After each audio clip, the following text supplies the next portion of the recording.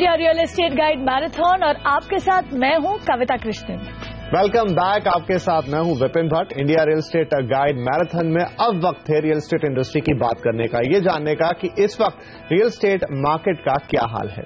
इस वक्त real estate industry एक नए दौर में दाखिल हो रहा है। एफडीआई के नए नियम आ चुके हैं, रीट्स का ऐलान हो चुका है।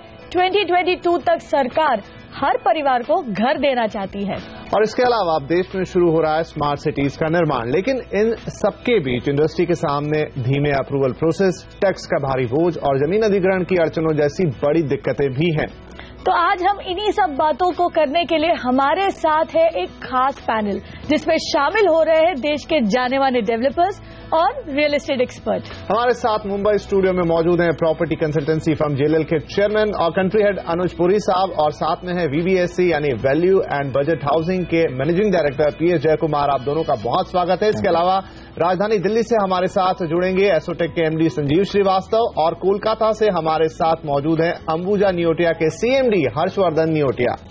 दक्षिण भारत में बेंगलुरु से हमारे साथ जुड़ रहे प्रेस्टीज ग्रुप के सीएमडी इरफान रजाक, और पुणे से हमारे साथ है गेरा डेवलपर्स के एमडी रोहित गेरा। स्वागत है आपका। चलिए तो आज चर्चा की शुरुआत की जाए। यहां से ही शुरू करते हैं। मुंबई से हमारे साथ अनुज पुरी जी और पीएस जयकुमार साहब हैं। अनुज जी, सबसे पहले कि हम तमाम चीजों पर जाएं, सारे फैक्टर्स को डिस्कस करें, इस समय हम करंट स्टेटस इंडस्ट्री का क्या है वो आपसे जानना चाहेंगे। इस वक्त क्या हालात हैं देश के रियल एस्टेट मार्केट के? तो विपिन, काफी चैलेंजिंग और इंटरेस्टिंग टाइम से गुजर रहा है ये इंडस्ट्री, एंड ऐसे मैंने इतनी देखा नहीं, लास्ट 15 इयर्स में इतना ज्यादा इंटरेस्टिंग और चैलेंजिंग टाइम्स नहीं देखा। एंड मैं दोनों बोल रहा हूँ, इंटरेस्टिंग एंड चैलेंजिंग। इंटरेस्टिंग है अगर आप कमर्शियल ऑफिस को देख लेंगे तो बहुत ही इंटरेस्टिंग है। आज की डेट पे डिमांड जो है ये वापस आ गई है, जो सप्लाई है वो काफी नीचे है, एंड जो रेंट्स हैं वो हम देख रहे हैं ऊपर बढ़ते जा रहे हैं। अगर आप इरफान से पूछेंगे बैंगलोर के अंदर, वो तो बहुत ही बढ़िया मार्केट है ऑफिस के लिए, तो बहुत एनर्जी आ रही है उसके अंदर। आईटी कॉर्पोरेट्स बढ़ रहे हैं, इंडियन कॉर्पोरेट्स जो है वो ग्रोथ स्टोरी पे आ गए, और सप्लाई बहुत रिस्ट्रिक्टेड है, कोई न्यू ऑफिसेज बना नहीं रहा, तो आप देख रहे हैं वैल्यूज ऊपर जा रही है। जहां तक रेजिडेंशियल की बात आती है, कुछ मार्केट्स हैं वो ठीक कर रहे हैं, कुछ मार्केट्स हैं वो इस टाइम पे तंगी में है। एंड मैं काफी सुनना चाहूंगा कि नॉर्थ का मार्केट का क्या हाल है, क्योंकि मैं 2 दिन लगा के आया हूं इसी हफ्ते में, और मुझे तो लगता है कि वो सबसे ज्यादा चैलेंजिंग टाइम उन्हीं को आने वाला है, बिकॉज वो इतना इन्वेस्टर लेड मार्केट है कि उसके अंदर लिक्विडिटी नहीं है आज जो इन्वेस्टर के पास माल पड़ा हुआ है। आई थिंक ओवरऑल आप देखेंगे कि ये चैलेंजिंग टाइम है। जैसे आपने शुरू में बोला, अप्रूवल प्रोसेस या लिक्विडिटी या जो कंज्यूमर है वो आज की डेट पे बाहर इतनी जल्दी नहीं आ रहा टू परचेज, तो वो सारा इम्पैक्ट कहीं ना कहीं पे आएगा। पर अगर आप मेरे से एक चीज पूछते हैं जो सबसे ज्यादा प्रॉब्लम है, तो मेरे हिसाब से वो है लिक्विडिटी और लेवरेजिंग। इस टाइम पे रियल एस्टेट को बहुत सता रही है कि पैसा ही नहीं है इस मार्केट के अंदर। राइट। लेकिन जैसे लिक्विडिटी की आपने बात की, लेकिन हाल में विपिन आपको याद ही होगा सरकार ने काफी एक्शन लिया है। सरकार ने एफडीआई के नियमों को आसान किया है, साथ ही रीट्स को जो है रीट्स की नोटिफिकेशन को भी सेबी ने मंजूर कर दिया है। तो कुल मिला इस सब से क्या आपको लगता है कि अब लिक्विडिटी जुटाना आसान हो जाएगा एज ए डेवलपर? आप क्या कहेंगे? इमीडिएटली लिक्विडिटी आने के लिए थोड़ा टाइम लगेगा, लेकिन जरूर आएगा। थोड़ा मार्केट का भी पिकअप होना है, और it's not that our regulations को अनाउंस किया अगले दिन पैसा जोड़ के आएगा। We have to wait, but I think on the whole we are optimistic. पर अगर ये पॉलिसी नहीं है तो लिक्विडिटी मिलने में बहुत मुश्किल होगी। Now that the policy has come, developers का भी काम है कि they inspire confidence with the investors and raise money, and उसके लिए ट्रैक रिकॉर्ड और क्वालिटी ऑफ डेवलपमेंट वो सब इम्पोर्टेंट है। तो सभी डेवलपर के लिए एफडीआई इमीडिएटली नहीं मिलेगा, लेकिन जो मार्केट में आगे हैं उनको डेफिनेटली इसका बहुत फायदा होगा। राइट। चलेंगे यहां से कोलकाता। हर्षवर्धन नियोटिया हमारे साथ हैं। हर्षवर्धन जी, जो दोनों ही उपाय हैं, बात करें रीट्स की कमर्शियल रियल एस्टेट के लिए और एफडीआई, पहले एफडीआई की बात कर लेते हैं, क्योंकि सरकार ने एक बड़ा कदम उठाया, काफी वक्त से इसकी मांग की जा रही थी। हालांकि इसमें एक फैक्टर हम ये भी देखते हैं कि पिछले कुछ सालों पर नजर डालें तो एफडीआई जो है वो देश के अंदर कम हुआ रियल एस्टेट के अंदर, लेकिन अब जब नियम आसान कर दिए गए हैं, चीजों को और बेहतर बनाने की कोशिश की जा रही है, आपको लगता है कि जो इंडस्ट्री की बड़ी समस्या जिस पर हम फोकस करना चाह रहे हैं, जैसा अनुज जी ने भी कहा, लिक्विडिटी, उस पर हमें काफी राहत मिलेगी यहां? हाँ, कुछ राहत जरूर मिलेगी, लेकिन मुझे लगता है समय जरूर लगेगा, क्योंकि जो इन्वेस्टर्स पहले आए थे उन लोगों को ज़्यादा लाभ हुआ नहीं है, इसलिए जो हमारे देश का एक एक्सपीरियंस रहा है इन्वेस्टर्स का, विशेषकर रियल एस्टेट सेक्टर में, तो वो उतना बढ़िया नहीं रहा है। तो अब चूंकि नई सरकार आई है, एक नया ऑप्टिमिज्म है और पॉलिसीज में भी रिलैक्सेशंस आए हैं, तो मुझे लगता है कि धीरे धीरे करके वो इंटरेस्ट बढ़ेगा और वो फंड्स भी आएंगे, लेकिन धीमे रफ्तार से आएंगे, बहुत तेजी से नहीं आएंगे, ऐसा मेरा उम्मीद है। जी, अब चलेंगे बैंगलोर। इरफान जी आपसे यहाँ पूछना चाहूंगी, जो विदेशी निवेश का रास्ता तो खुल गया है, लेकिन ये जो निवेश आएगा, जो पैसे आएंगे, वो किस कीमत पर आएगी? क्योंकि जो भी इन्वेस्टमेंट आता है टिपिकली फॉरेन इन्वेस्टमेंट, वो तो 20% से ज्यादा का रिटर्न मांगता ही है। नहीं, तो मांगने का उनका हक है, मगर आजकल जो भी हम इक्विटी डील करे हैं बाजार में, ये ऐसा होता है कि इक्विटी माने अगरचे नफा हो गया, उनका एक्सपेक्टेशन है 20% के ऊपर उनको रिटर्न मिल जाए, और मिल भी सकता है, ऐसा नहीं कि नहीं मिल सकता, ठीक से काम करेंगे तो। बट मेन थिंग आज क्या है, भरोसा एक बड़ी चीज है, भरोसा और क्रेडिबिलिटी। और ये इंडस्ट्री में अगरचे इन्वेस्टर्स के पास हमारे ऊपर भरोसा हो गया, हमारी क्रेडिबिलिटी पे एक भरोसा है, तो बहुत सारा काम हो सकता है। एंड अभी तो सरकार भी बहुत आसान कर दिया है कि थ्रेशोल्ड भी कम हो गया है। And I believe that as we go along, बहुत सारे इंटरेस्ट है FDI में, बहुत इन्वेस्टर्स हमारे तरफ देख रहे हैं, उनको भी, उनके पास भी लिक्विडिटी है, उनको भी पैसा काम पे लगाना है, और अगर अच्छी तरह से हम भी काम करेंगे और बाजार में उनको कुछ फायदा हो गया, तो बहुत सारी लिक्विडिटी आ सकती है। राइट, यहाँ पर इरफान साहब, रीट्स को लेकर भी आपके पास आऊंगा, काफी कमर्शियल रियल एस्टेट भी आप करते हैं, लेकिन उससे पहले पुणे जाना चाहता हूं, वहां पर रोहित गेरा साहब है हमारे साथ। रोहित जी, अब जो यहाँ पर प्रावधान में बदलाव किया गया है कि आपका जो 50,000 स्क्वायर मीटर का साइज होता था 20,000 पे ला दिया गया है, जो कैपिटल थी उसको आधा कर दिया गया है, तो अब छोटे शहरों को भी या टियर 2 शहरों को भी आपको लगता है कि फायदा मिलेगा इसका, जो पहले सारा ये पैसा बड़े महानगरों तक ही सीमित था?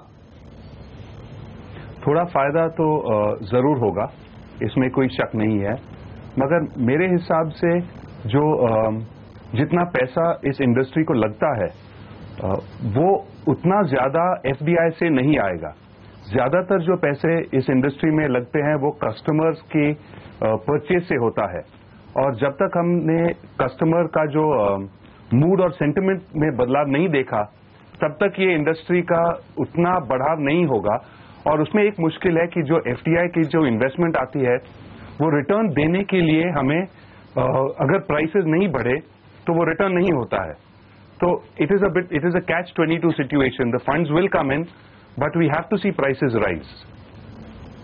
राइट, संजीव जी, आपसे एक चीज जानना चाहूंगी, ये जो FDI की बात हम कर रहे हैं, यहाँ पर एग्जिट नॉर्म्स को भी आसान कर दिया है। सरकार ने कहा है कि मान लीजिए प्रोजेक्ट खत्म होता है, लेकिन आपके 3 साल खत्म नहीं हुए, उसके बावजूद आप एग्जिट कर सकते हैं।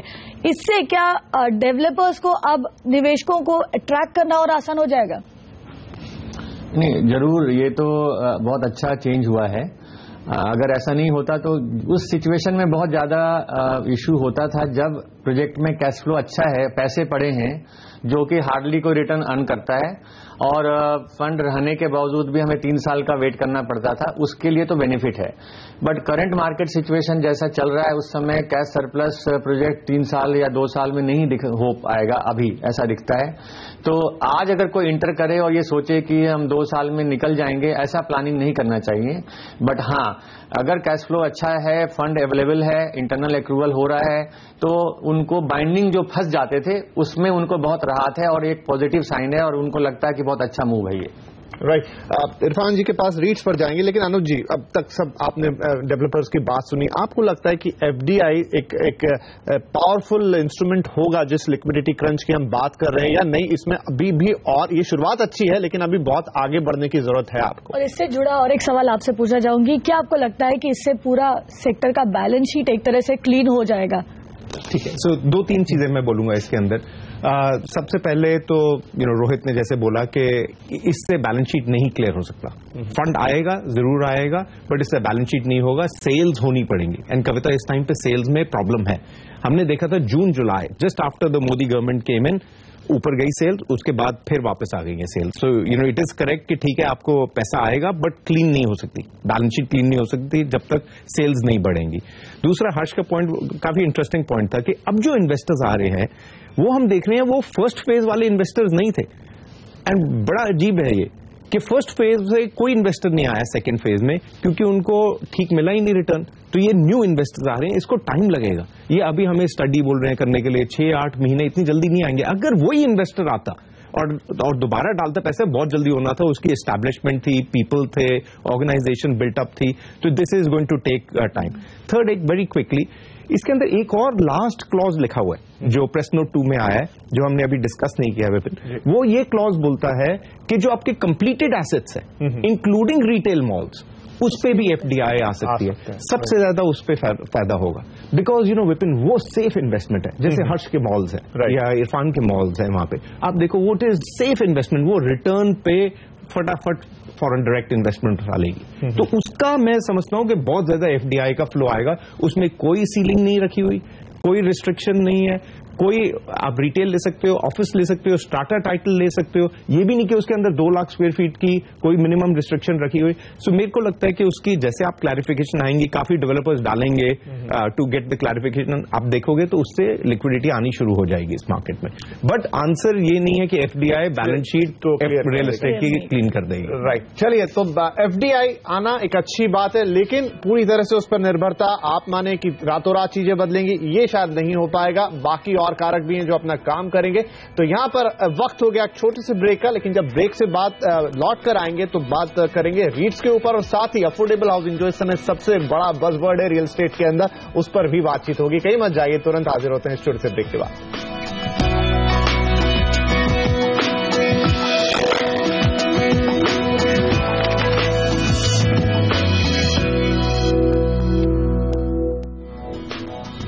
Welcome back. आप देख रहे हैं India real estate guide marathon. हम बात कर रहे हैं इंडस्ट्री के बारे में, इंडस्ट्री के दिग्गजों के साथ।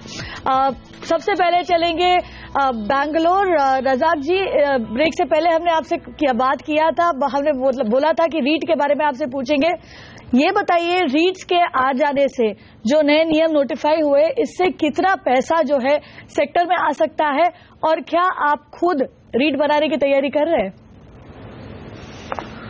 ये रीट के नियम जो अभी हुए हैं, ये कदम बहुत अच्छा उठाया है सरकार ने, और इससे तो फायदा ये होगा कि जो भी कैपिटल लॉक्ड अप है कमर्शियल एसेट्स में, वो लिक्विडिटी आ जाएगी। अब कितना पैसा आएगा, कितने मिलियन स्क्वायर फीट रीट में जाएंगे, अभी आई थिंक ये बहुत जल्द है इस चीज बताने में, हम खुद सिर्फ गेस कर सकते हैं इसको। मगर जो तरीका है जो कमर्शियल एसेट्स को कंस्ट्रक्ट करने की, उसको फिर संभालने की, मैनेज करने की, वो तरीका बदल जाएगा। अभी हम डेवलपर लोग सारे कई क्या करते हैं, स्टार्टर सेल्स कर देते, छोटे छोटे यूनिट बना के बेच देते। तो अभी अब ये रीट होने से ये बड़े बड़े आईटी पार्क्स बनेंगे, SEZs बनेंगे, और इसमें जो कैपिटल लगेगा उसके कैपिटल को लिक्विडेट करने के लिए एक तरीका मिल गया। और दूसरी बात क्या है कि छोटे इन्वेस्टर्स जिसके पास छोटी रकम है, जो रियल एस्टेट में उनको इन्वेस्ट करना है और उससे लाभ उठाना है, रेंटल इनकम का फायदा उठाना है, उनको बहुत फायदा होएगा। तो दोनों सेक्टर को अच्छा है, खरीदार को भी फायदा है और डेवलपर को भी रीट में फायदा है। और बट रीट होने के लिए अभी और 1-2 कदम उठाना है सरकार को, जैसा टैक्सेशन का अभी कोई क्लैरिटी नहीं है अबाउट डबल टैक्सेशन, और ये डबल टैक्सेशन का क्लैरिटी आ जाए hopefully in this budget, I believe REITs is going to be a big play in the commercial sector. और सबसे ज्यादा फायदा बैंगलोर के मार्केट में आपको दिखेगा। लेकिन यहाँ पर प्रश्न को लेकर जाते हैं कोलकाता। हर्षवर्धन जी, क्योंकि काफी कमर्शियल प्रॉपर्टीज, रिटेल प्रॉपर्टीज आपकी भी है, जैसा इरफान साहब कह रहे थे कि यहाँ पर अभी डबल टैक्सेशन, क्योंकि यही वो बड़ा फैक्टर है। हालांकि वित्त मंत्री ने कुछ ऐलान जरूर किया था पिछले बजट में भी, लेकिन क्लैरिटी, जिस शब्द का इस्तेमाल इरफान जी कर रहे हैं, वो अभी भी नहीं है। आपको लगता है कि थोड़ी और क्लैरिटी की जरूरत है, साथ में मार्केट को भी थोड़ा और प्रिपेयर होना पड़ेगा इसके लिए? हाँ, अवश्य क्लैरिटी तो बहुत जरूरी है। जहां तक रीट का सवाल है, मार्केट में इसकी जानकारी लोगों पर है, लोगों के पास है, और विदेश में तो ये काफी एक नॉर्मल प्रोडक्ट है। तो इसलिए मैं समझता हूं कि यहाँ पर टैक्सेशन पर क्लैरिटी आने से काफी कम समय में रीट में सफलता प्राप्त हो सकती है इंडियन डेवलपर्स को। राइट। रीट से आगे चलते हैं, बात करते हैं अफोर्डेबल हाउसिंग की। मिस्टर जयकुमार बताइए, हम देख रहे हैं कि कैपिटल जुटाने के कई जरिए अब आपके लिए खुल गया है, साथ में अफोर्डेबल हाउसिंग के लिए एक ECB का भी तरीका है, एक इंडिया इंफ्रास्ट्रक्चर बॉन्ड जो आए उससे भी आप पैसे जुटा सकते हैं। लेकिन ये सब पैसा कितना मदद कर रहा है अफोर्डेबल हाउसिंग सेक्टर का? हम जब अफोर्डेबल हाउसिंग के बारे में बात कर रहे हैं, we have to handle address a structural issue. अभी भी जो प्राइस है वो अफोर्डेबल नहीं है, और इसलिए अफोर्डेबल नहीं है क्योंकि हमारा अप्रूवल टाइम बहुत ज्यादा है, और उस बीच में हमको कॉस्ट बहुत बढ़ जाता है, और साथ में इन्फ्लेशन भी है, तो फिर उसी समय में प्राइस बढ़ जाता है। So first thing government has to attack is the approval process. इसके लिए पॉलिटिकल विल चाहिए, ये टेक्नोलॉजी की बात नहीं है। It's very easy to build online approval processes. That to my mind is the first thing we have to address. The second thing हमको affordable housing में चाहिए कि we need a fair amount of, क्या बोलते हैं, standardisation. हर दरवाजा ऐसे एक ही तरफ होगा, हर विंडो एक ही तरफ होगा, तो उसका प्राइस खत्म हो जाएगा। लेकिन हर जगह में बैलाव अलग है। अगर हम जब बैंगलोर में हम प्लान करते हैं अफोर्डेबल हाउसिंग के लिए, पहले हम देखते हैं कितना कार पार्क कर सकते हैं, उसके बाद हम डिसाइड करते हैं कितना घर बना सकते हैं। इस तरह का काफी रूल्स है जो किसी को फायदा नहीं है, वो सबको थोड़ा साफ करना चाहिए। That is the second thing we have to do. ये दोनों की जरूरत है। आज अगर 3,200 स्क्वायर फुट में प्राइस है, उसको हम 2,000 to 40% कट कर सकते हैं अगर ये सब चेंज हो जाएंगे। मेरे को उसमें फोकस करना है। जब हम गवर्नमेंट के साथ बात करते हैं, वो अफोर्डेबिलिटी गैप के बारे में बात करते हैं, एटलीस्ट यूपीए गवर्नमेंट, और उसके लिए बोल रहे हैं हम सब्सिडी देंगे। Subsidy is the most inefficient way of dealing with any issue. तो we have to address the fundamental issue. So आपने पूछा एफडीआई आएगा। First if you're an FDI investor, आप पूछेंगे कि इसमें हमको प्रॉफिट होगा नहीं होगा, और फिर आप मॉडल को देखते हैं और आपको लगता है कि अप्रूवल के लिए बहुत टाइम लगेगा, और जैसे अप्रूवल आएगा वो पता भी नहीं है, तो फिर आप हायर रिटर्न चाहेंगे या आप इन्वेस्ट नहीं करेंगे। So opening up the money is very important because we have to raise money, but simultaneously we have to address the fundamental issue. Right, that is to my mind is important. The last point, आपने rate के बारे में बात कर रहे थे, so I elaborate a little to it. जब हम हाउसिंग फॉर ऑल बात कर रहे हैं, इसका मतलब नहीं है कि सबको घर खरीदना है। काफी लोग हैं जो नहीं खरीद सकते और काफी लोग हैं जो खरीदना नहीं चाहते हैं। इसके लिए हमको एक बड़ा रेंटल मार्केट इंस्टीट्यूशनल मनी से करना चाहिए, और उसके लिए पॉलिसी चेंज होना चाहिए, पहले rent control act. So structural changes have to be made to make housing for all. तो but I have to look at it this way कि हर स्टेप फॉरवर्ड है। वो डीआईपीबी डिपार्टमेंट सिर्फ एफडीए के बारे में कर सकता है, वो पॉलिसी, उनका पॉलिसी इजी अप्रूवल नहीं कर सकते हैं, वो स्टेट गवर्नमेंट की रिस्पॉन्सिबिलिटी है। तो all of us have to march in unity with a common purpose. अगर हम करें तो it is our view, cost of housing can come down by 25 to 30% and get thereby increase affordability. That is the point I'm trying to make. क्या आप मानेंगे कि affordable housing के लिए, रेंटल हाउसिंग के लिए, जैसे आपने कहा, रीट्स लाना जरूरी है? रेंटल हाउसिंग के लिए अभी तक वो सिर्फ कमर्शियल के लिए नहीं, रेंटल हाउसिंग के लिए रीट्स will be first focus on the commercial market. रीट्स के लिए इंस्टीट्यूशनल पैसे चाहिए, जैसे प्रोविडेंट फंड, पेंशन फंड हो, उनको लॉन्ग टर्म रिटर्न नाउ 10% चाहिए। रेंटल में को मिलेगा, not entirely rental but combination of rental and capital appreciation. तो फ्लो ऑफ फंड्स नहीं है, number 1। Number 2, main reason is rent control है पे बहुत जगह में, that has to be done. और people like JLL have to build structure ताकि वो सारा रेंटल को एक साथ करके इंस्टीट्यूशनल इन्वेस्टर्स का सर्विस करेंगे, उसका भी जरूरत है।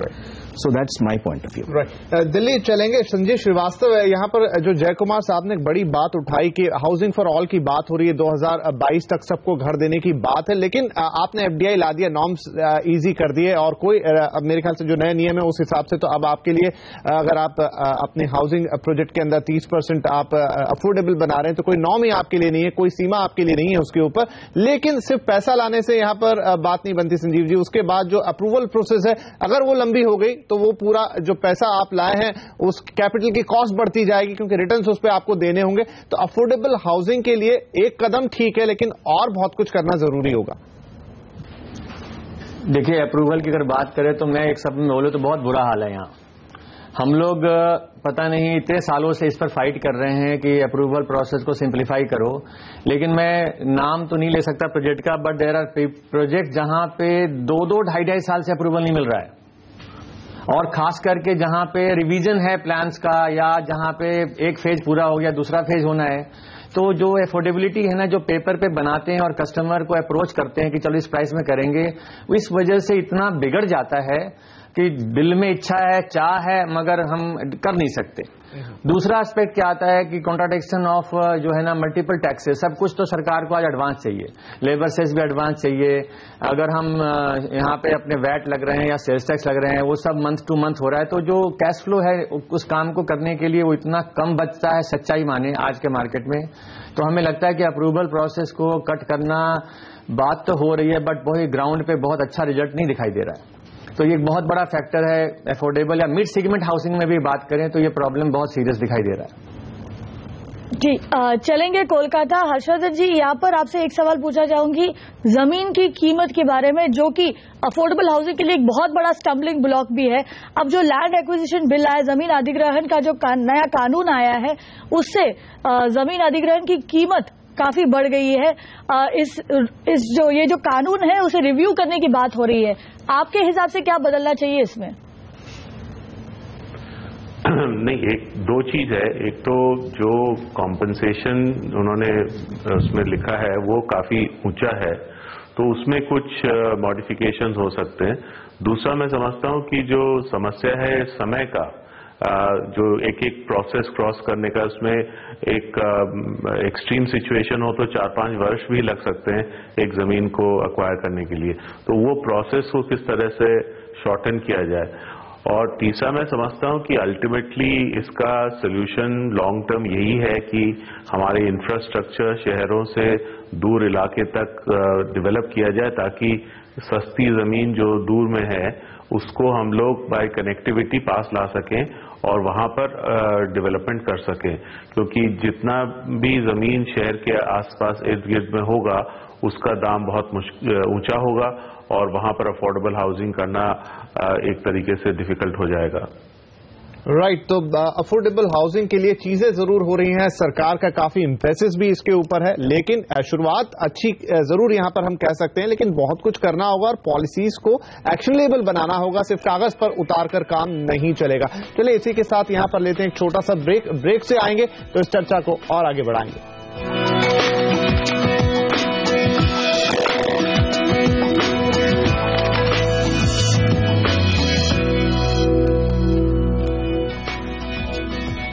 Welcome back. आप देख रहे हैं India real estate guide marathon, जहां पर हम बात कर रहे हैं रियल एस्टेट इंडस्ट्री की, क्या दिक्कतें आती हैं, क्या चैलेंजेस है इंडस्ट्री के सामने और किस दौर से गुजर रही है। काफी सारी बातें हो चुकी हैं, लेकिन हम अब बात कर रहे थे यहां पर कि अप्रूवल प्रोसेस कितना मुश्किल होता है और उससे किस तरीके से दाम पर असर पड़ता है और साथ में क्या और करना चाहिए यहां पर। तो एक बार हम चलेंगे पुणे, रोहित गेरा साहब का भी इस पर राय लेते हैं। गेरा साहब, अप्रूवल प्रोसेस की हम बात कर रहे थे ब्रेक से पहले, और कई बार ये कहा जाता है बातचीत में कि अगर अप्रूवल प्रोसेस स्ट्रीमलाइन हो जाए, यहां पर आपको इजीली मिलने लग जाए अप्रूवल, तो आपकी जो कॉस्ट है वो 30 से 40% तक घट सकती है। तो क्या इस बात पे हम यकीन करें?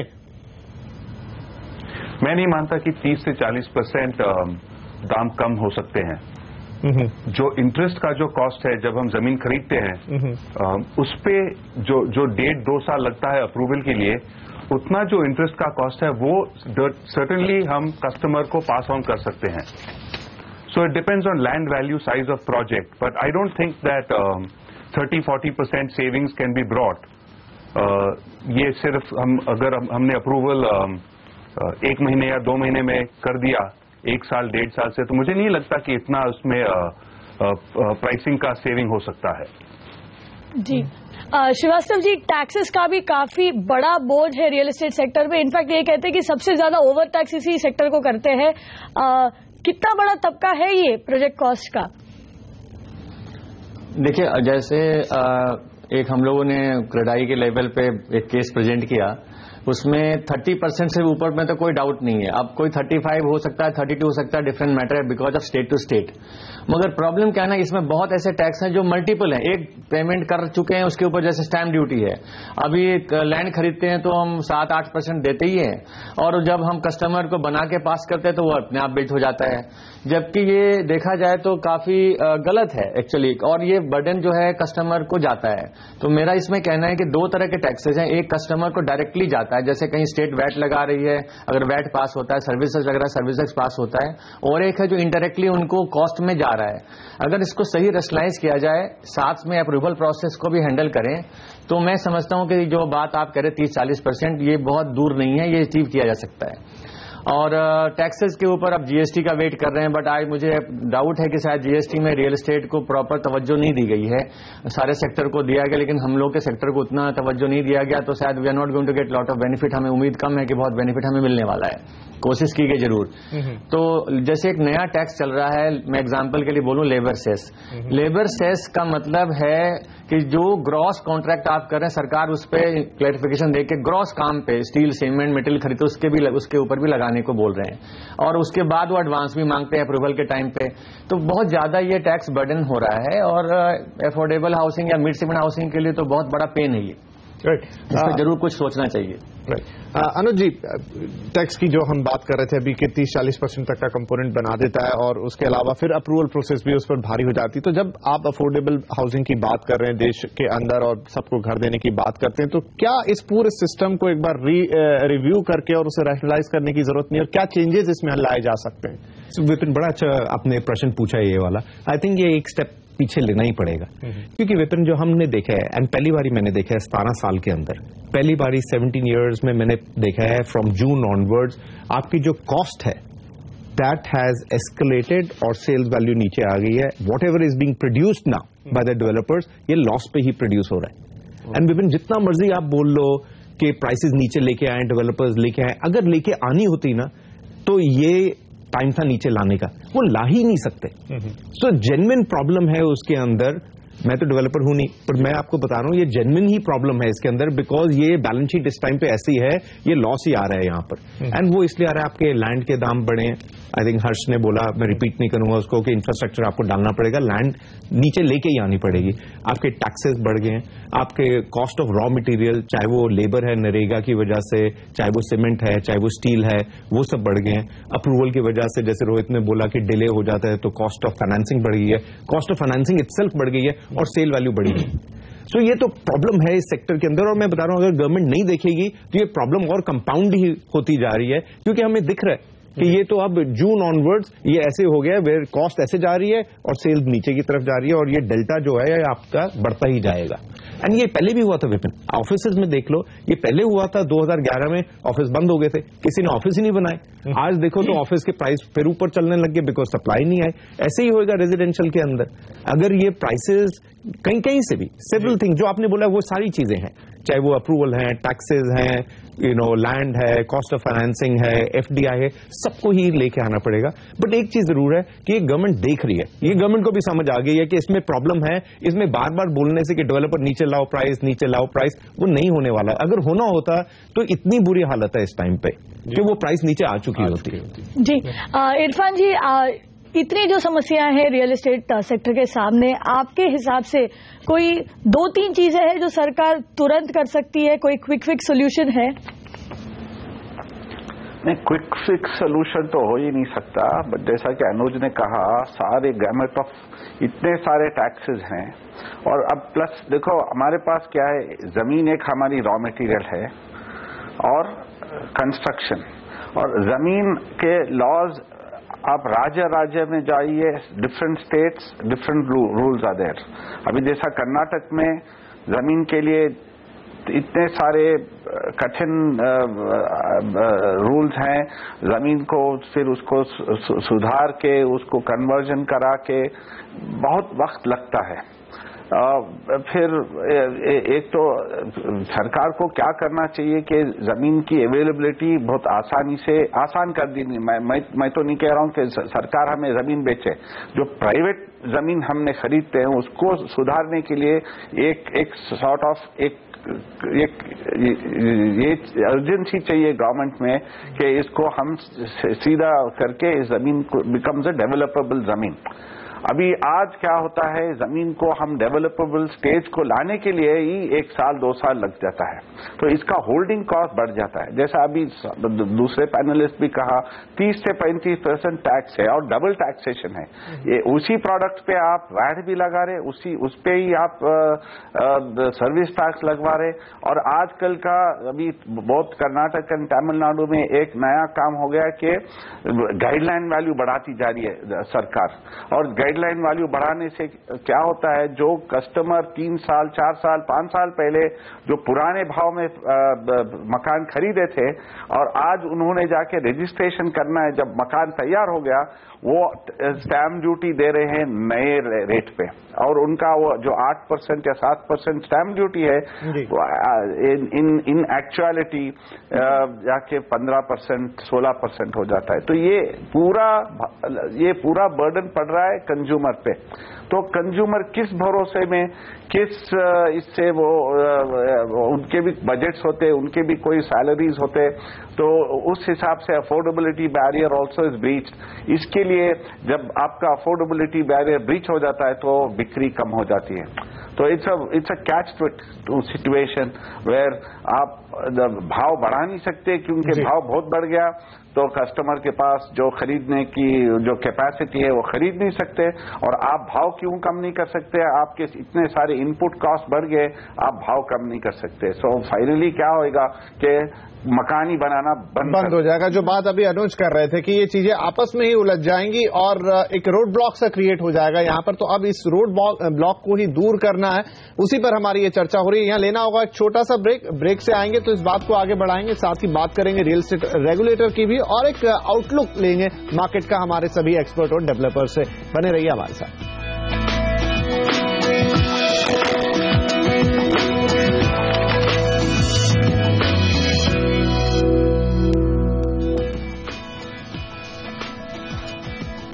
Welcome back. आप देख रहे हैं India real estate guide marathon. अब हम आ गए हैं इस मैराथन के आखिरी लैप में या आखिरी चरण पे, जहां पर हम चीजों को कंक्लूड करना चाहेंगे। बात हो रही है रियल एस्टेट इंडस्ट्री की, किस तरह की समस्याएं इसके आगे हैं और क्या चैलेंजेस हैं, साथ में क्या कुछ नया इसके लिए किया गया है, लेकिन उनका नतीजा अभी आने वाले वक्त में ही हम देख पाएंगे। तो आइए इस चर्चा को आगे बढ़ाते हैं। एक और जो बड़ा मूलभूत यहां पर सवाल है वो है कि सरकार की एक और नई पेशकश है जो कि स्मार्ट सिटी, 100 नए शहर बनाने जा रही है। हालांकि अभी कंसेप्ट लेवल पर चीजें हैं, कैसे क्या बनकर उभरेगा वो आगे देखना होगा, लेकिन इस पहल को भी माना जा रहा है कि हाउसिंग को एक बहुत बड़ा बूस्ट देने जा रही है। तो यह तरह से नया बिगिनिंग है सरकार की, नई शुरुआत है। तो क्या यहाँ पर पॉलिसीज बदले जा सकते हैं? सिर्फ ये स्मार्ट सिटीज के लिए कुछ नए पॉलिसीज बनाए, नया पॉलिसी स्ट्रक्चर बनाए, जिसे आप अगर मान लीजिए ये सफल हो जाता है तो फिर दूसरे शहरों में रेप्लिकेट करें? मिस्टर पुरी। बिल्कुल कविता, आई थिंक ये बहुत जबरदस्त अपॉर्चुनिटी है इस टाइम पे गवर्नमेंट की। जैसे SEZ आए थे, आप देखो कितने SEZ IT के आगे वहां पे, बिकॉज वहां पे आपने टैक्स बेनिफिट दिया है, फिजिकल, फाइनेंशियल, कस्टम ड्यूटी का बेनिफिट, एक्साइज का बेनिफिट, ऑक्यूपायर को बेनिफिट मिला, सो इतना ज्यादा प्रोपोगेट हुआ एंड वो सेंटर ने लेके आई थी। सिमिलरली आप जो स्मार्ट सिटीज के अंदर अगर आप नहीं लेके आओगे कविता, वो बनेगी नहीं। अगर बननी होती तो फिर आज तक बन गई होती ना। सो कुछ तो प्रॉब्लम है उसके अंदर। So which is a great opportunity जो आप बोल रहे हो कि अगर स्टेट और सेंटर अलाइन कर सकता है टू से कि इसके अंदर हम डिफरेंट रूल्स लगाएंगे एंड ये स्मार्ट सिटी बनेगी। अगर नहीं करेंगे तो वो स्मार्ट सिटी बनेगी नहीं, वो पेपर पे ही रह जाएगी। राइट। और एक बहुत बड़ा कंपोनेंट स्मार्ट सिटी का जो है वो है अफोर्डेबल हाउसिंग। सरकार ने खास तौर पे कहा है कि स्मार्ट सिटीज में तमाम तरह की स्मार्ट कम्युनिकेशन ये सब होगा, वो अलग बातें हैं, लेकिन अफोर्डेबल हाउसिंग इसका एक बहुत बड़ा हिस्सा होगी। तो डू यू थिंक कि इसमें जिस हम सिंक्रोनाइजेशन की बात कर रहे हैं स्टेट सेंट्रल रूल्स की, या कुछ नए नियम जो अलग से इन शहरों के लिए लेकर आए ताकि ये जो कोशिश है वो कामयाब होती दिखे? एग्री विथ यू, इसमें काफी कुछ कर सकते हैं इंटेलिजेंटली, सेंसिबली, और पहले ट्रांसपोर्टेशन के बारे में सोच सकते हैं, पहले ही सोशल इंफ्रास्ट्रक्चर के बारे में सोच सकते हैं। तो इसमें काफी अपॉर्चुनिटी है और competition between cities will also help.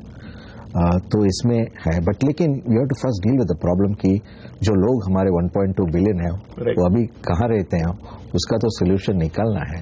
And government has to keep ticking one problem after the other rather than one single shot resolution of all issue. और हमने एक चीज के बारे में बात नहीं किया, वो है जनरल इकोनॉमी। ये काफी टैक्सेस जिसको हम बोलते हैं टैक्स एक्सटॉर्शन, ये सब क्यों आ रहा है? क्योंकि हमारा कंट्री में डेफिसिट है, और डेफिसिट इसलिए कि बहुत पॉपुलिस्ट है। The first thing we have to do is to stop this populistic policies. So as we go through fiscal consolidation, interest rates will come down, deficit will come down, tax policies will also become sensible. तो अब जब हम affordable housing के बारे में बात करें, किसी जनरल हाउसिंग के बारे में बात करें, मैं ऐसा बोलूंगा कि इसमें एक सिंगल सिल्वर बुलेट नहीं है। Many things have to be done, but they have to be done for everybody, not only for affordable housing. ये जब पॉलिसीज लेके आते हैं, अगर घर का दाम कम होता है तो इंडस्ट्रीज भी आएगी, जो cost of construction, cost of every cost will come down. तो इसमें हमको काफी फोकस करना चाहिए। तो मान लीजिए स्मार्ट सिटीज में अफोर्डेबल हाउसिंग के लिए एक अलग पॉलिसी बना, तो 3-4 कौन सी ऐसी बड़ी चीजें हैं जो आपके हिसाब से उस पॉलिसी में होना ही चाहिए? तो वही 3-4 चीज है। पहले अप्रूवल की, इलेक्ट्रॉनिकली अप्रूवल करना चाहिए। क्या होता है कि कैपिटल एक अजीब चीज है। अगर आपको 3 महीने में अप्रूवल होगा और 2 साल में आप पैसा वापस देंगे, उसके लिए एक एक्सपेक्टेशन है। अगर आपने 2 साल पैसा, I mean if you going to give the money back after 5 years, तो उसके लिए अलग एक्सपेक्टेशन होता है। तो ये टाइम भी एक तरफ से ज्यादा हो जाता है और एक्सपेक्टेशन भी दूसरे साइड में बढ़ जाता है। सो इसका कॉम्पाउंडिंग इफेक्ट है ना, वो काफी है। That is why if you reduce the approval cycle time, हमारा calculation shows that at least you'll get the price down by 12%. 12 to 15% is a component because the cost of capital also goes up and the time you apply capital also goes up. So to come back to the point, जो sensible चीज है वो है online approval, sensible bylaws, look at transportation, look at social infrastructure, तो काफी हो सकता है। दरअसल विपिन, हमारे साथ एक तरह से इंडस्ट्री के सारे थॉट लीडर्स मौजूद है। आइए एक तरीके का सर्वे ले लेते हैं। इरफान जी, आपसे शुरू करते हैं। बताइए, अगर स्मार्ट सिटीज के लिए मान लीजिए नई पॉलिसी बनती है हाउसिंग की, 3 चीजें जो उसमें होनी ही चाहिए। ये कनेक्टिविटी चाहिए, इंफ्रास्ट्रक्चर ठीक से चाहिए, और इस अप्रूवल प्रोसेस तो सब लोग ने कहा है, वो तो that is a given, it has to be there. And ultimately जो ये स्मार्ट सिटी, अगरचे कई एग्जिस्टिंग शहर को स्मार्ट सिटी आप बोल के करेंगे, कन्वर्ट करेंगे, उसमें भी आप ऐसे नियम लेके आना चाहिए कि आपके जो भी रूल्स हैं उसको एक तरीके से एक नयापन लेके आना चाहिए। और इससे आपका इंफ्रास्ट्रक्चर, कनेक्टिविटी दोनों आ गया और आपका अप्रूवल प्रोसेस भी एकदम फास्ट ट्रैक में हो गया। I think what we also need to do is something like create an SRZ, special residential zone, जिधर रेसिडेंशियल जोन में आपकी सोशल इंफ्रास्ट्रक्चर भी हो और schools, hospitals and all of that, and like जैसा SEZs के लिए हमें जो इंसेंटिव्स मिले, इसी तरह से अगर से स्पेशल रेसिडेंशियल जोन्स क्रिएट करके इसमें इंसेंटिव्स देंगे कि if these are done in a special manner, you get the customer gets benefit on stamp duty, and actually instead of giving it to the developer, pass it on to the customer. उसमें आप incentive दीजिए कि VAT का concession मिल जाए, service tax का concession मिल जाए, stamp duty का concession मिल जाए। तो इसमें क्या होता है, डिमांड भी बढ़ेगा and the creation of these smart cities will happen faster. और इस पे आप 30-40% टैक्स लगा के आप काम करने जाएंगे, कोई स्मार्ट सिटी 30 साल में भी नहीं बनेगा। तो वहाँ स्मार्टली काम करना होगा स्मार्ट सिटी के लिए। तो अब चलिए स्मार्ट सिटी पे ये चर्चा हम और भी आगे बढ़ाएंगे, लेकिन अब चूंकि हम अंतिम पड़ाव में अपने इस कार्यक्रम के, तो थोड़ा आउटलुक ले लें यहाँ पर रियल एस्टेट मार्केट का। हम पहले चलते हैं दिल्ली। सर, चर्चा की शुरुआत में श्रीवास्तव जी, अनुज जी ने कहा कि नॉर्थ में इस समय स्थिति अच्छी नहीं है, तो हम कैसे जज करें आने वाले 6 महीने, 2 क्वार्टर या साल भर में कैसा दिखाई दे रहा है पूरे नॉर्थ इंडिया के रियल एस्टेट मार्केट की ही बात करें, इंक्लूडिंग दिल्ली एनसीआर? देखिए, अभी जैसे हरियाणा एक अभी चेंज ऑफ गवर्नमेंट हुआ है एनसीआर में, यूपी इंटर कर रहा है उस मोड में जहां पे आने वाले टाइम में इलेक्शन होने वाले हैं। ये बहुत बड़ा कॉन्ट्रडिक्शन झेलना पड़ेगा।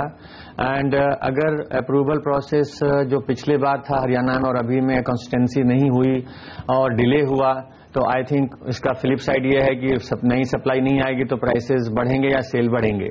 मगर दूसरा प्रॉब्लम क्या है कि रूटीन के मैटर पे रुक रहे हैं, तो ये दिखता है कि मार्केट सेंटीमेंट इंप्रूव हो फिर भी नंबर्स इतने अच्छे नहीं आएंगे। सो 1 साल लगता है कि पेन अभी रहेगा और वी शुड बी पेशेंस के साथ ही बढ़ें आगे तो ठीक रहेगा। सप्लाई बहुत है इस मार्केट में एंड डिलीवरी प्रॉब्लम है, डिलीवरी करने में दिक्कत आ रही है सेल लो होने की वजह से। तो सारे कॉन्ट्रडिक्शन मिला के परफॉर्मेंस और आउटलुक थोड़ा मैं मीडियम ही मानूंगा इसको। जी, मुंबई का मार्केट ठप हुआ, लेकिन पुणे में फिर भी एक्टिविटी थोड़ा बहुत दिखाई दे रहा था। रोहित जी बताइए, इस मार्केट के लिए आपका क्या आउटलुक रहेगा? पुणे की जो परिस्थिति है, यहाँ सप्लाई बढ़ चुका है मगर यहाँ सेल्स फिर भी चालू है, customers are still buying, but I think that there is an element of caution. ये जो गवर्नमेंट चेंज हुआ है इसमें जो लास्ट टाइम अगर आपने देखा होगा कि there was an immediate impact to the real estate market, इस बार इस इमीडिएट इम्पैक्ट नहीं हुआ है और लोग वो लाभ का उसका एक्सपीरियंस लेना चाहते हैं। They want to actually feel and experience the benefits. मेरे हिसाब से 6 से 9 महीने लगेंगे। ये जो नेक्स्ट इंक्रीमेंट का साइकिल है, लोगों की जो पगार बढ़ेगी तब उन्हें एक्सपीरियंस होगा। ऑलरेडी इन्फ्लेशन कम हो चुका है, so I do expect that it will take about 6 to 9 months for us to actually see the huge benefit of this change of sentiment. Right, तो 6 से 9 महीने की बात कर रहे हैं। रोहित, यहाँ पर बेंगलोर का भी हाल ले लेते हैं। यहाँ पर इरफान साहब से। इरफान साहब, बेंगलोर काफी पोटेंशियली एक बहुत स्ट्रांग मार्केट है और अभी एक बार फिर हमें दिखाई दे रहा है कि उसकी स्ट्रांगनेस बनी हुई, लेकिन आप क्या आउटलुक देखते हैं साल भर की हम अगर बात करें तो? बैंगलोर तो स्ट्रांग मार्केट है, इसके लिए सारे देश के डेवलपर अभी बैंगलोर पे ही नजर रख रहे हैं। तो इससे क्या हो रहा है कि बैंगलोर में भी सप्लाई बहुत ज्यादा आने लगी है। अब अभी बैंगलोर में बिक्री किस लिए अच्छी है, इज ओनली बिकॉज के एक अफोर्डेबिलिटी है बैंगलोर के भाव में। मगर ये भाव अब बहुत देर तक इसी प्राइस पे नहीं रहेंगे, बिकॉज जैसा इनपुट कॉस्ट बढ़ रहा है तो भाव तो बढ़ेगा ही। तो जब ये अफोर्डेबिलिटी बैरियर ब्रीच हो जाएगा, मेरे ख्याल में थोड़ा सा स्लो डाउन होने का चांस है। और सप्लाई भी ज्यादा आने से बहुत अवेलेबिलिटी है, बहुत चॉइस है, तो कस्टमर भी एकदम एक तरीके से कंफ्यूज हो जाता है कौन सा माल खरीदूं, किसका माल खरीदूं। तो इसमें मेरे हिसाब से थोड़ा सा कॉशन लेना चाहिए और थोड़ा संभल के काम करना चाहिए। अभी बैंगलोर में भी मेरे ख्याल में 1-2 क्वार्टर में हमारे को ठीक से सिचुएशन समझ आ जाएगी कि अभी बिक्री इसी तरह से होती रहेगी या कुछ कम हो जाएगी। जी, एंड वेरी क्विकली अनुज बताइए, मुंबई में मैं घर कब खरीद पाऊंगी? मुंबई के बाहर ही मिलेगा कविता, मुंबई में तो मुश्किल है घर खरीदना। पर मैं एक चीज बोलूंगा, जैसे हमने देखा कि इकोनॉमी और रियल एस्टेट साथ साथ जाती है। ये फर्स्ट टाइम हम देख रहे हैं कि इकोनॉमी अब चल पड़ेगी, रियल एस्टेट फिर भी टाइम लगेगा। जैसे आई थिंक इरफान ने और मिस्टर श्रीवास्तव ने बोला, आई थिंक ये टाइम लैग है इस बारी, एटलीस्ट 1 साल का टाइम लैग होएगा। तो अभी हमें 1 साल का और इंतजार करना पड़ेगा, कुछ जैसा हम चाह रहे हैं या जैसा मार्केट को देखना चाहते हैं उस तरीके से। चाहे वो फिर डेवलपर साइड हो या फिर कंज्यूमर हो, खरीदारों, क्योंकि इंटरेस्ट रेट भी हमें दिखेगा कि अगले 2 क्वार्टर्स में। सिर्फ इंटरेस्ट रेट नहीं विपिन, इनफैक्ट खरीदार जो है अपने अगले सैलरी स्लिप का भी इंतजार कर रहे हैं, अप्रेजल का भी इंतजार है। तो ये तमाम चीजें रहेंगी यहाँ फोकस में कि किस तरीके से आगे बढ़ती। बहरहाल क्योंकि समय अब समाप्त हो रहा है, तो हम यही उम्मीद करेंगे कि जो पूरी चर्चा आज हमने की है, एक एनालिसिस करने की कोशिश की है यहाँ रियल एस्टेट सेक्टर पे कविता की, किस तरीके से यहाँ पर चैलेंजेस हैं, और जैसा अनुज जी ने शुरुआत में कहा था कि एक एक्साइटिंग टाइम भी है और चैलेंजिंग टाइम भी है, तो किस तरीके से इस टाइम से ये इंडस्ट्री गुजरेगी और आने वाले वक्त में इसकी क्या शक्ल दिखाई देगी। आगे भी आपसे इस पर बातचीत होगी, लेकिन इसी के साथ कविता, हम हमारे तमाम पैनलिस्ट का यहाँ पर शुक्रिया करते हैं कि आप सभी आए और आपने इस कार्यक्रम में हिस्सा लिया। तो चलिए इसी उम्मीद के साथ कि जब हम दोबारा बैठेंगे तो कुछ और बेहतरीन चीजें सामने होगी रियल एस्टेट इंडस्ट्री के लिए, जैसा हमने कहा कि डेवलपर्स के लिए भी और खरीदारों के लिए भी। इसी उम्मीद के साथ यह कविता हम लेंगे विदा, दीजिए इजाजत, नमस्कार।